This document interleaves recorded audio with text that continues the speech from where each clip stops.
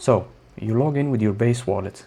Once you log in, the game will give you a character called Bumpkin, and it will also give you a land. The main objective here is to level up your Bumpkin and expand your land. Let's focus on the Bumpkin for now, and we'll talk about the land expansion later. To level up your Bumpkin, you need to cook food and feed it to your Bumpkin. There's a lot of recipes in the game that you can make, and each recipe would cost flower tokens. You really have to be careful which recipe you make, because sometimes you could spend so much flower tokens for very little reward. So you need to know which is the best recipe for you. And best place to know which is the best recipe is in a website called sfl.world. In sfl.world, there's a literal website that shows all the recipes that you can make in the game. In this table, for example, it shows you all the recipes you can make in the fire pit. It shows you the name of the recipe, the XP that you get after you feed that food to your Bumpkin. It shows you SFL ingredient cost in peer-to-peer. The one next to it is XP per 1 SFL, which means the amount of XP that you will get for every 1 flower token spent on that recipe. And the one next to it is the XP per 1 day. Now we get to the land expansion part. You see, when you start the game, you will start in a land called Basic Island. In this island, you won't be able to earn flower because you won't have access to the marketplace. Even if you buy VIP and get reputation points, the game would require you to reach the Spring Island, which is right here. Once you reach the 10th expansion, it is there where you can sell all the things that you plant in your land. You might wonder, why is that all of this important? Why do you have to level up your Bumpkin and why you have to expand your land in the game?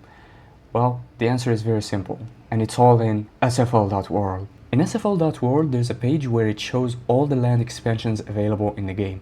Here, for example, I only showed you an example of 2 land expansions. There's a lot of land expansions in the game, and I don't want to show it all to you because I would just complicate things for you. Instead, I'm only going to show you 1 expansion so you can understand how the expansions work. So let's say, for example, your Bumpkin level is 5 and you are in the 7th expansion. Here it shows how many crop plots you have, it shows how many trees you have, stone rocks and iron rocks. So let's say, for example, you want to expand your land to the 8th expansion.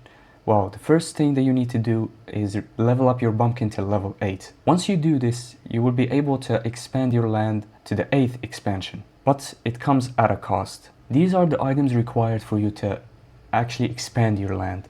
You need 3 iron and 1 gold. If you choose to buy them right away from the marketplace, it would cost you 0.53 flower tokens. And it will take 4 hours for the expansion to be completed. Once the expansion is completed, you'll get an additional 2 crop plots, 1 tree, 1 stone rock, and 1 gold rock. Now that is simply how the land expansion works. Each expansion would require you some stuff, and the bigger the land gets, the more items it will require, and thus more flower tokens. Now let's talk about my and your favorite part, earnings. You see, trying to earn from Sunflower Land could be very complicated, and if you don't follow the right plan, you can actually end up losing more money than you profit. So the best place to get the best earning plans from is it's in sfl.world. In sfl.world, there's another useful page that you can use to know how much you're going to earn before you spend any money. Let's try to understand what this table is telling us. For example, this is the table for all the crops that you can plant in a certain season. The first column shows the name of the crop that you plant.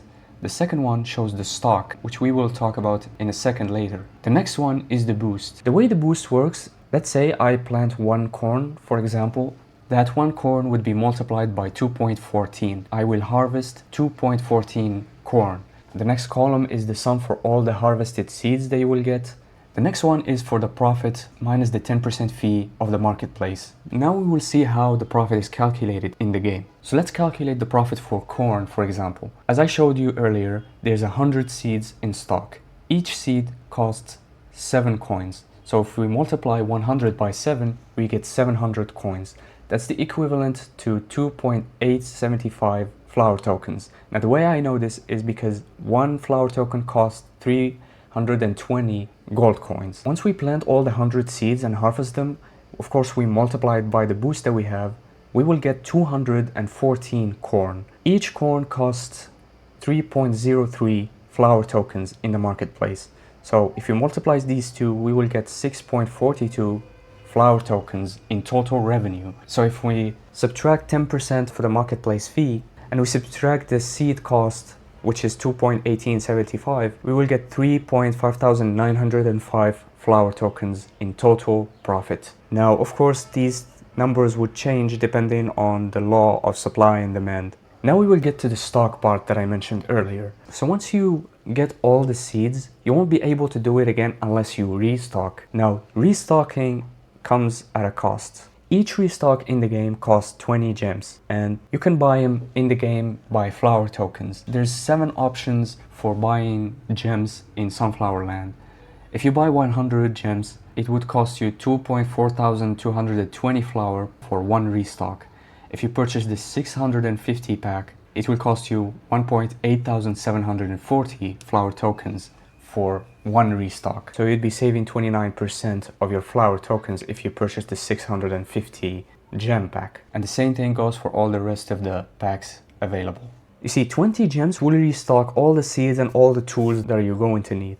But if you are like me, only focusing on seeds, you can restock only the seeds for only 15 gems. So it really depends on what you focus on in the game pretty much. After you restock your seeds, this means that you have a new expense, which is the restock cost. So what happened here is pretty much we've added the restock expense. So now we have the 10% marketplace cost, we have the coin cost, and we have the restock cost. Now this profit might seem lower for you compared to the previous profit, but there's actually a good part here. The good part here is that one restock doesn't only refill the corn stock, but it fills all the crops seed stock. So for 20 gems you can get corn seeds, wheat seeds, kale and barley seeds, and all the rest of the medium and the basic crops.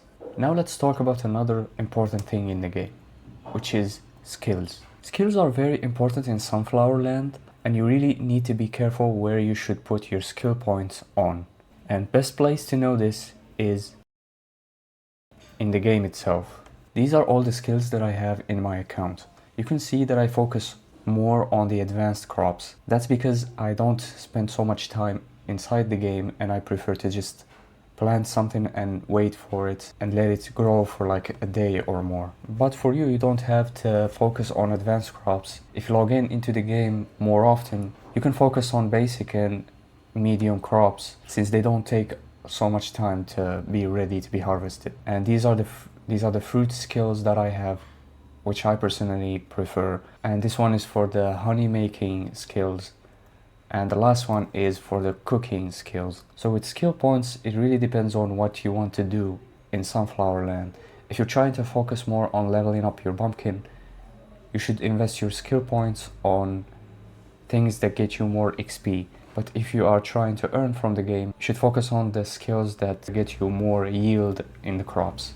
And you should be careful with your skill points, because once you pick the skills you want, you can only change them for one time each year. So it's important to keep in mind. And this is how to start in Sunflower Land and earn flour. Thank you for watching Token Simplified.